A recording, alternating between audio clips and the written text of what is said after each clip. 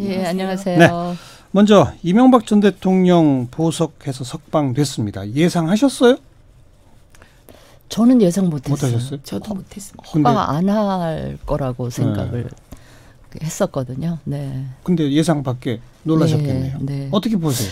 놀랍긴 했는데 저는 뭐 몇 주 전에도 제가 정치하는 동안은 법원의 판단, 법원의 결정은 늘 존중하고 토를 안 달겠다라는 입장인데 이제 그 맥락에서 일단 법원 판단 존중하고요. 네. 그리고 분명한 거는 법원이 밝혔듯이 특혜는 전혀 아니다. 어차피 구속기간 만료로 다음 달이면 구속기간 만료로 한 달쯤 후면 풀려나게 돼 있는 상황인데 지금 그 보석 허가해 준 거는 MB 쪽에서 원래 신청할 때 병보석도 했었는데 그 병보석으로 허가해 준 거는 아니라는 걸 분명히 했고요. 보니까는 그 남아있는 재판을 좀 뭐라 그럴까 효율적으로 하기 위한 그런 목적이 굉장히 큰 것 같더라고요. 재판부에서? 통상 다른 재판들은 이제 구속 만기 전에 보통 재판이 다 그 완료가 되는데 이 경우는 이제 증인들이 출석하지 않고 뭐 이러는 바람에 이렇게 그 딜레이가 되다 보니까 이제 한 달쯤 후면 이거 보석 아니더라도 풀려나도록 되어 있었기 때문에 오히려 구속 만기가 돼서 석방이 되면 거주나 이동 제한 전혀 없이 그냥 못하죠. 마음대로 다니고 사람들도 만나고 이럴 수 있는데 이번에 이제 보석을 허가해 줌으로써 오히려 훨씬 더 까다로운 제한 조건이 걸린 뭐 이런 상황이라서 저는 한간에 이제 실효성 논란이 있는데 그 네 가지 조건에 대해서 저는 그 실효성 논란이 나오는 거에 대해서 저는 좀 이해하기 힘들고 동의하기가 힘듭니다. 그래요. 네. 최민희 전 의원 어떻게 보세요? 일단 좀 혼란스러운 것 같아요. 그러면 김경수 전 지사도 재판을 질질 끌어가지고 항소심 때까지 6개월이 지나면 똑같은 건가? 하여튼 뭔가 기준이나 잣대가 좀 흔들리는 느낌? 그래서 헷갈리고요.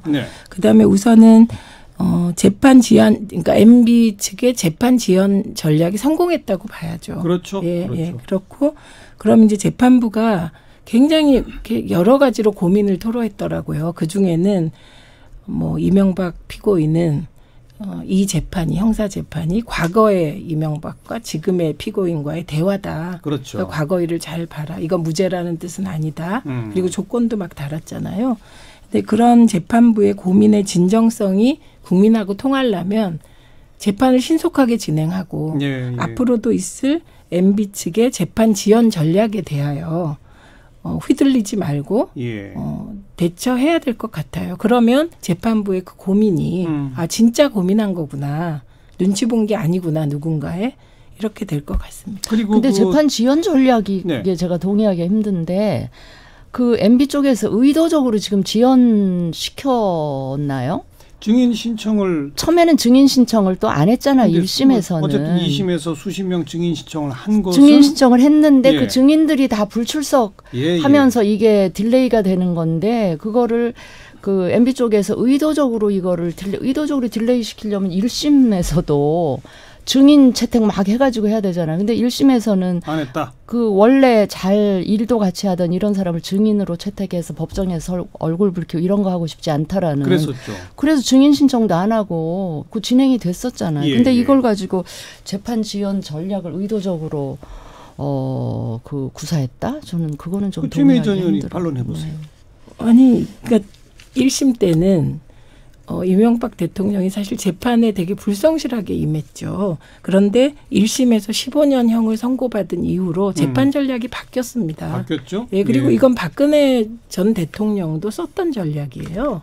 증인을 아주 수십 명 무더기로 신청하고 그 증인이 안 나오고 이러면서 재판을 지연하려는 전략은 쓰는 전략이고 그 이명박 그 MB 측에서도 그렇게 수십 명 나오지 않을 것으로 예상되는 그럼에도 불구하고 신청한 것은 그 증인들을 신청한 건 저는 재판 지연 전략 같습니다. 그리고 그거 아까 그 몇 가지 제한 조치 그 자택에만 있어라 뭐 전화나 SNS 이메일도 안 된다 이게 과연 실효성이 있겠느냐라는 논란에 대해서 아까 진수희 전 의원이 그건 별로 논란 대상이 아닐까라고 본다라고 하셨는데 최민희 전 의원은 어떻게 보세요? 우선 첫째 변호인의 성격을 좀 볼 필요가 있는 것 같아요. 근데 강훈 변호인이 그 MB 측하고 되게 밀접한 사이거든요. 그럼 보통은 이제 이런 법원의 결정이 나온 변호인이 뭐 이를테면 통신을 도와준다거나 이러지 않을 것 같은데 보통은.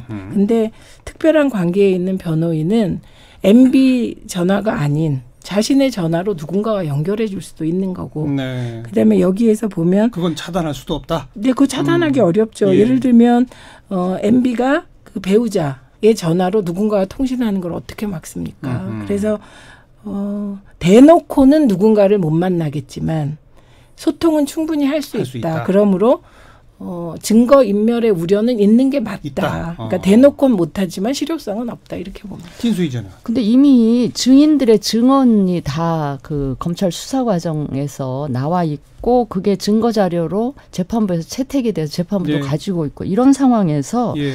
설사 뭐 전화라든지 통신이라든지 뭐 이런 것들을 간접적으로 하는 거는 못 막는다 이런 얘기잖아요. 실은.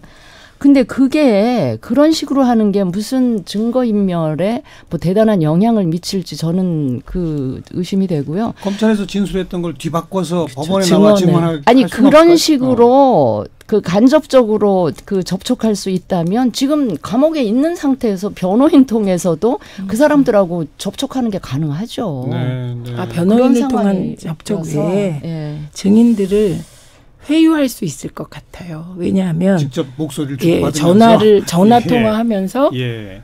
그러니까 처음엔 안 받겠지만 이러저러한 방식으로 통화가 됐을 때 증인들이 1심하고 똑같이 증언하기는 어렵지 않을까 싶어요. 네. 그런 우려는 있습니다. 진수희 전 의원은 근데 그럴 가능성은 별로 없다고 보신다. 별로 없어 보이고요. 지금 증인들이 일단 출석을 안 하잖아요. 출석 안 하고 그 행방도 묘연한 이런 상태에서 막 뭐 변호인 통해서 누구 통해서 막 그 사람을 찾아내서 그 소통을 하고 글쎄요. 저는 그러면 그게 아니라고 치면 한 달 후에 이 보석 아니라도 한 달 후에 그냥 그 구속기간이 만료돼서 석방이 되면 그때는 더 자유롭게 할 수도 있었던 거 아니에요. 네. 그러면 그걸 어떻게 그러면 MB는 왜 보석 신청을 해요? 그냥 가만히 그때 있지. 보석 신청한 거는 그런 건강상 주변 사람들이 보기에 상당히 심각해 보여서 그 변호인이나 가족들이 그걸 신청을 한 거죠. 그런데 병보석을 안 받아들였는데 사실은 아팠는지 아니면 환자 코스프레를 한 건지는 잘 모르겠습니다. 그런데 법원에 들어갈 때와 나올 때가 너무 다르셔서 너무 당당하게 걸어 나오니까 국민들 사이에서는 그거는 오늘 이게 뭐냐 이런 얘기가 나올 만한 감옥에 것 같아요. 5번 갔다 오신 분이 그 감옥에 계실 때 1시간 하루 뭐 이런 시간하고 그 몸 상태나 이렇게 심리적인 상태하고 일단 감옥 밖으로 걸어 나올 때 이 심리적인 상태는 굉장히 차이가 나기 때문에 그걸 무슨 환자 코스프레 뭐 멀쩡한데 이제까지 환자 코스프레 한 거냐 이렇게 그 자꾸 보는 거는 너무 가혹한 그건 아니죠. 예, 그러니까 물론 감옥에 들어갈 때와 나올 때 정신 상태는 다를 수 있습니다. 그러나 정신 상태를 가지고 보석 신청한 거 아니잖아요. 그러니까 보석 신청할 만큼의 보석 신청할 만큼의 아니었던 것 같다. 예, 병이 있어서 신청하는 거잖아요. 어쨌든 법원도 병보석을 인정한 건 아니라고 한 걸 보면 법원도 뭔가 이 건강 상태에 대해서 제출한 자료가 있을 건데 그 자료에 대해서는 그리 위중하지 않다라고 판사는 판단한 거 아니겠습니까? 판사는 판단을 했는데 보통 거동이 불편할 정도가 되면 그거는 심각하게 문제가 있지만 수면 무호흡증 이런 거는 수면시 아니면 그런 증상이 나타날 수는 없잖아요. 근데 수면 무호흡증이라는 게 그 좀 지금 연세가 또 있고 하니까 경우에 따라서는 굉장히 심각한 상황으로 갈 수도 있는 그런 거를 가족들 입장에서는 용서가 안 되겠습니다. 이게 그 병보석 신청 자체가 좀 자, 터무니없다는 근데 이제 이게 또 정치권 논란이 되는 게 그러면 김경수 지사도 보석 신청하면 받아들여져야 되는 거 아니냐? 뭐 이런 얘기들이 정치권에서 나오고 있지 않습니까? 최민희 저는 어떻게 보세요? 그러니까 제가 아까 기준이 뭔지를 모르겠다. 이 보석 허가에. 그러니까 그렇다면 만약에 김경수 지사도 증인을 막 신청해요. 그 재판을 지연해요. 그러면 6개월이 지나면 혹은 뭐 또 그 사이에 또 무슨 또. 일이 지나면 그 연장은 그냥 되는 게 아니라 추가 혐의가 검찰이 추가 혐의를 잡아서 기소해야 되는 거거든요. 그런데 추가 혐의 지금 뭐 이건 있기가 어려우니 다 나왔으니 그러면 김경수 지사도 그런 재판 지연 전략을 쓰라는 건지 하여튼 조금 보석 결정의 원칙이 뭔지 판사마다 다른 건지 뭐 이런 문제제기는 충분히 가능한 것 같습니다. 재판부에 대해서는 사실 다들 문제제기 가능하면 안 하려고 하는데 너무 이연령 비연령인 것 같아요. 아니 근데 재판 지연 전략에 재판부가 말려들었다기보다는 재판부 판단은 지금까지 왔는데 앞으로 한 달 남은 동안 이 재판이 완료될 수가 없는데 게다가 또 재판부가 바뀌었어요. 인사이동으로. 다 그 피의자를 풀어줘 버리면 더 그 힘들어질 수도 있겠다. 그래서 거의 재판부가 얘기하듯이 가택 구금 수준의 그 보석을 허가한 거는 앞으로 남아있는 재판 과정을 재판부 입장에서 원활하게 할 수 있도록 알겠어요. 그런 의도가 더 두 분 한 번씩 말씀하시게 다시 또 동호 반복이 되니까 이제 이슈를 좀 바꾸겠습니다. 이번에는 이제 법원의 결정이 아니라 검찰 결정에 대해서 또 정치권에서 말들이 나오는 게 역시 또 김경수 지사와 연결되는 겁니다. 김경수 지사 1심에서 법정 구속 재판 판결을 낸 성창호 부장판사가 이 사법농단 관련자로 기소 한 11명 정도 했는데 그 안에 포함이 됐단 말이에요. 이건 정치 논란 대상입니까? 아닙니까? 어떻게 보세요? 이건 법원 판단이 아니고 검찰이 한 일에 대해서는 그렇죠. 저는 좀 뭐 시비를 가릴 수도 있을 것 같은데 제 생각에는 추가 기소 원래 기소하지 않고 이거 추가 기소한 거잖아요. 추가 기소 명단에 성창호 판사가 있었다는 거는 그 김경수 지사에 대한 판결에 대한 약간 보복성의 의심이 충분히 간다 이렇게 그 생각을 하고요. 네. 그런가 하면 권순일 현 대법관, 차한성 전 대법관의 경우는 빠졌어요. 아예. 근데 이거 보면 검찰이 양승태 대법원장 공소장에는 공범이라고 적시를 해놓고 또 기소는 안 하는. 저는 검찰의 이런 거에 대해서는 좀 납득하기가 좀 힘드네요. 어렵다. 예. 의심이 간다. 네. 최민희 전 의원. 근데 저는 이제 자유한국당이 특히 이 성창호 판사 문제를 세게 문제 제기하더라고요. 그래서 이상한 거는 그러면 판사가 그러니까 공무상의 기밀, 그러니까 그건 정은호 도박 게이트로부터 이게 시작된 거잖아요. 정은호 도박 게이트에 현직 부장판사 7명이 연루되어 있는데 신광열 판사가 이 성창호와 조모 판사를 두 분을 불러놓고 이 7명, 연루된 7명에 대한 가족이나 배우자, 거기에 대한 계좌 추적 영장 등을 더 엄격하게 심사해라 이렇게 얘기했단 말이죠. 그러니까 그거는 사실 잘 내주지 말라 이런 얘기이거든요. 그리고 그거에 성창호 판사가 충실히 따랐다는 겁니다. 그래서 실제로 어떤 일이 일어나냐면요. 김수천 판사, 김모 판사가 그 연루된 분인데 그 자료를 입수해요. 수사 상황을. 그래갖고 뇌물을 준 사람에게 거짓 위증을 해달라고 부탁하는 일이 발생했단 말이죠. 그럼 판사가 이런 일을 해도 봐주란 말인가. 그 사안의 또 사안이 심각한 건데. 기소 대상이 될 것뿐이다. 네, 충분히 되죠. 그리고 만약에 이런 식으로 판사들이 자기 아는 사람 봐주기 위해서 영장 청구할 때도 그 좀 봐주는 영장 청구를 하고 이런다면 국민들이 어떻게 믿겠습니까? 그럼 뭐 권순일 대법관하고 차한성 전 대법관이 빠진 건 어떻게 보세요? 예, 근데 잠깐만요. 근데 성창호 판사가 어쨌든 2018년 9월에 공무상 비밀 누설 혐의로 입건됐기 때문에 오히려 저는 거꾸로 성창호 판사가 이렇게 자기가 검찰에 입건돼 있었기 때문에 보복 재판을 하지 않았나 이런 심증이 더 생겼어요. 그다음에 권순일 대법관이나 차한상 전 대법관이 기소 대상에서 빠진 건 정말 순전히 저는 검찰에 소위 정무적 판단을 내세운 그런 눈치의 결과라고 봅니다. 그러니까 이게 이거 빠진 거는 최민희 전 의원도 좀 문제 있다고 보시는 네, 저도 검찰도 모르겠어요. 기준을. 정말 이번에 무너지는 거는 검찰에 대해서 가지고 있던 마지막 신뢰 그리고 사법부에 대해서 가지고 있던 큰 신뢰가 이번에 와르르 무너져서 도대체 어쩌라는 거냐. 보석은 어떤 사람을 풀어주는 거냐. 이런 혼란에 빠지지 않나요? 국민들이. 그 앞에 최민희 전 의원이 말한 이 사안의 중대성으로 봐서 기소 대상에서 뺄 수가 없다. 그 논리는 어떻게 보세요? 진수희 전 의원. 그 누구요? 송창호 예. 판사? 근데 그 다른 법조인들 얘기 들어보면 지금 정은호 게이트 관련해서 기밀 유출이라는 게 바깥으로 외부로 유출하거나 그 피의자한테 유출한 게 아니고 법원 행정처에 소위 말하자면 정보 보고한 뭐 이런 수준이라서 이걸 과연 기밀 유출이라고 볼 것인가. 요것만 갖고 재판 과정에서는 사법 처리하기가 좀 힘들지 않겠냐. 이렇게 보는 법조인들도 꽤 있더라고요. 그다음에 성창호 판사가 자신이 전에 입건된 것 때문에 김경수 지사 판결에서 약간 보복성 판결을 했다 이렇게 얘기하는데 그 이전에 박근혜 전 대통령 국정농단 사건 중에 예. 제가 기억은 안 나는데 몇 사람 그 구속 영장 전담 판사하면서 구속영장을 치기도 했잖아요. 그때는 민주당에서 엄청 또 칭송을 많이 했단 말이에요. 그러면 그 본인의 결정은 그 이전에 입건된 거랑 또 뭐 아닌가요? 아니 그렇죠. 그러니까 그 입건되기 전이고. 그리고 입건된 후에는 김경수 지사 건밖에 없다? 네. 입건된 후에는 김경수 지사 건밖에 없고요. 제가 아까 말씀드린 게 있는데 그 공무상 기밀을 누출했기 때문에 그 연루된 정은호 게이트에 연루된 부장판사 7명 중에 1명에게 수사 상황이 전달됐습니다. 네, 그렇기 때문에 법원 행정처를 통해서 전달이 네, 근데 그 과정이 이제 규명이 돼야 되겠죠. 이게 그렇기 때문에 충분히 기소 대상이다. 그리고 그 누출한 게요. 증거관계, 영장 청구서, 수사 계획 등등 10여 건에 해당합니다. 그러니까 이게 사실 재판 받아보면요. 검찰의 수사 기록을 피고인도 받기가 어렵습니다. 어떤 순간까지.